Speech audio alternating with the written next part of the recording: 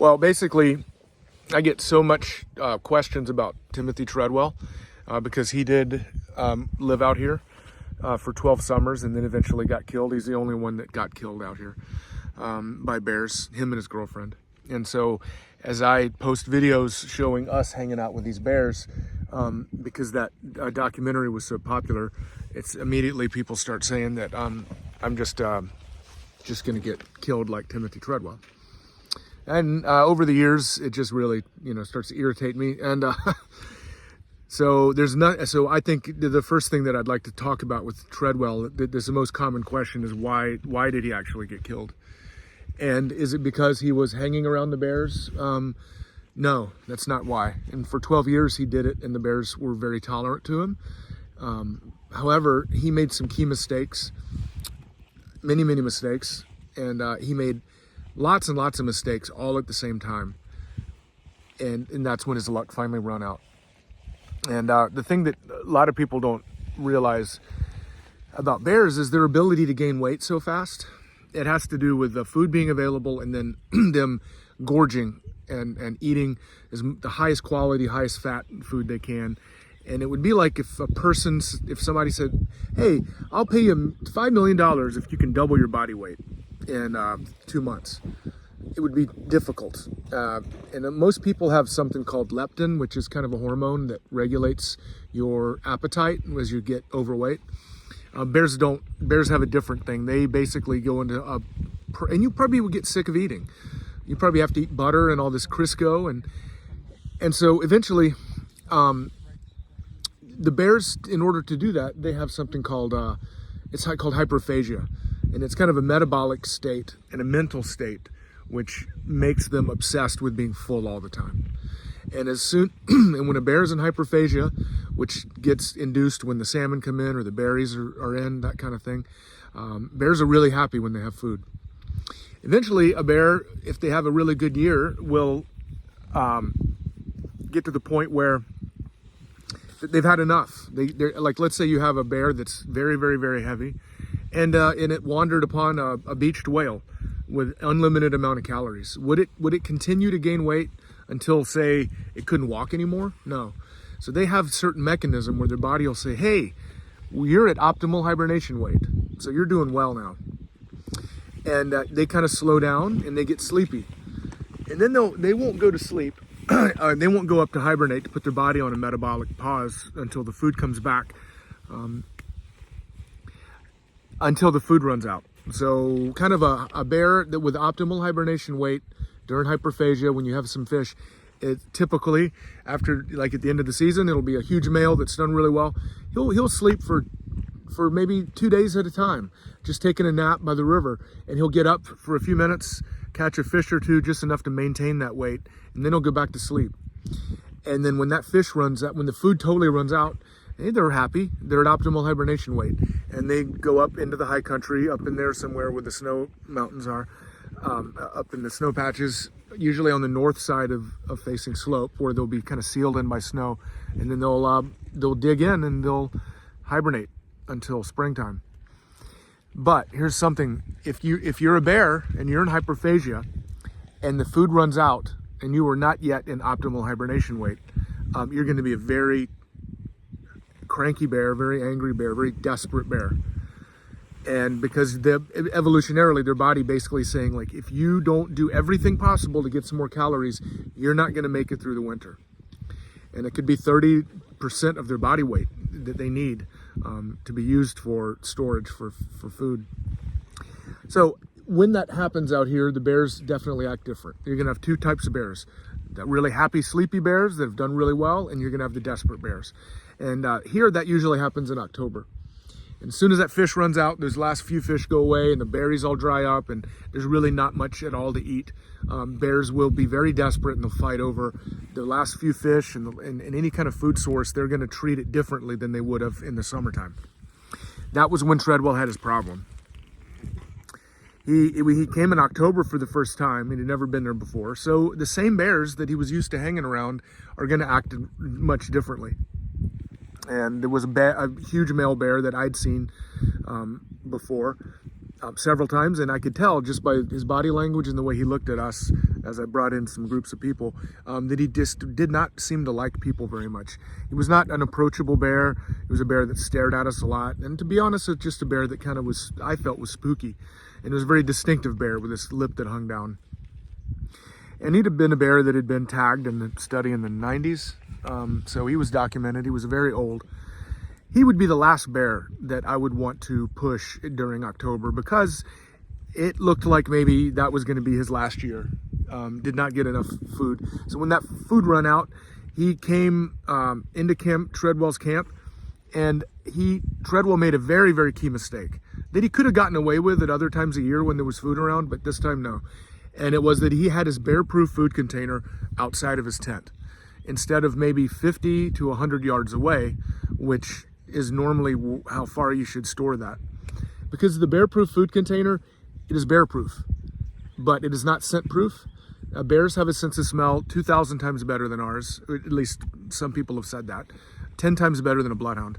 So the bears can certainly smell there's food in that container. And the point is that with the bear-proof food container, it's far away from your tent. If a bear gets onto it, which they often will, you just let them figure out that that food is not available. And it might take them a while, but they will try to break it, and then eventually they give up. And that's okay. But you don't want to try to take that food container away from that bear before it's made that decision itself. Especially a big old male and a post-hyperphagia or a hyperphagia bear with no food that probably is well under its optimal hibernation weight.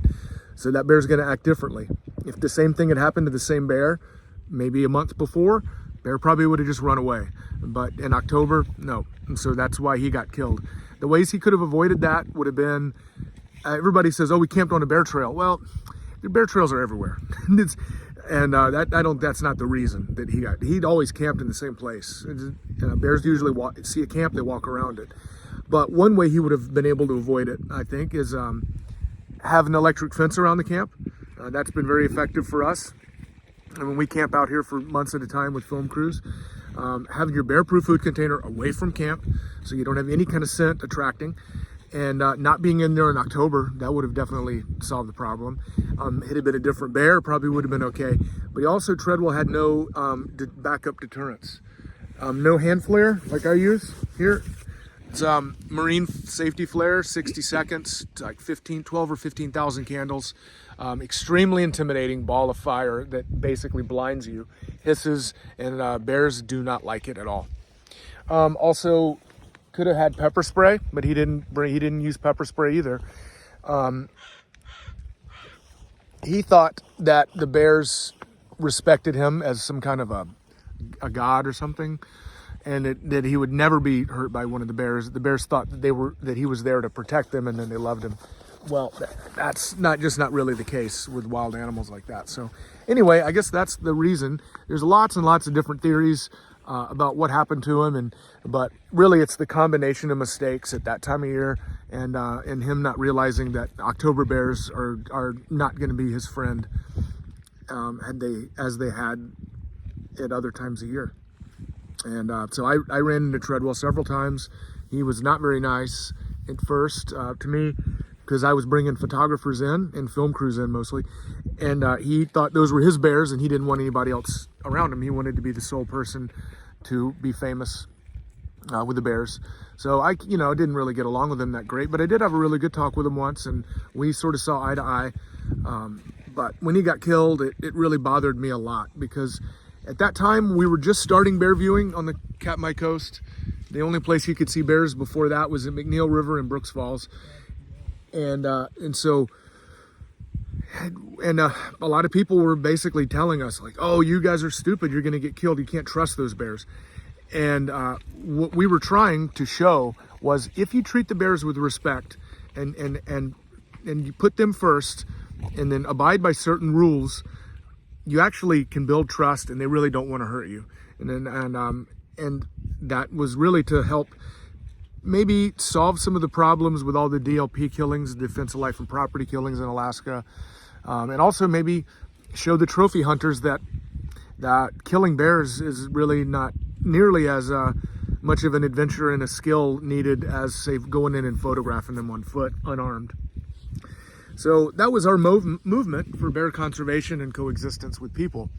And when Treadwell got killed, it just took it 100 steps back.